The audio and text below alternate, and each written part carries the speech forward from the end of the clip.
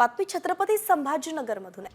छत्रपती संभाजीनगरमधील आदर्श सहकारी बँकेतील 40,000पर्यंतच्या ठेवी परत मिळणार आहेत। आदर्श सहकारी बँकेत 202 कोटींचा घोटाळा झाल्यानं हजारो ठेवीदारांच्या ठेवी अडकल्या आहेत।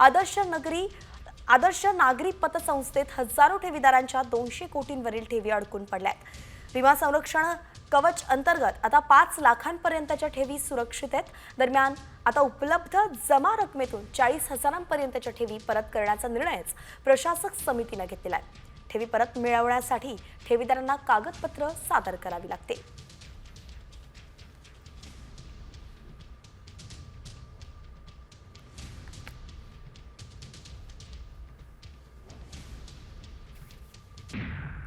बातमी छत्रपती संभाजीनगरमधून आहे। छत्रपती संभाजीनगरमधील आदर्श सहकारी बँकेतील 40,000पर्यंतच्या ठेवी परत मिळणार आहेत। आदर्श सहकारी बँकेत 202 कोटींचा घोटाळा झाल्यानं हजारो ठेवीदारांच्या ठेवी अडकल्या आहेत। आदर्श नागरी पतसंस्थेत हजारो ठेवीदारांच्या 200 कोटींवरील ठेवी अडकून पडल्या आहेत। विमा संरक्षण कवच अंतर्गत आता 5 लाखांपर्यंतच्या ठेवी सुरक्षित आहेत।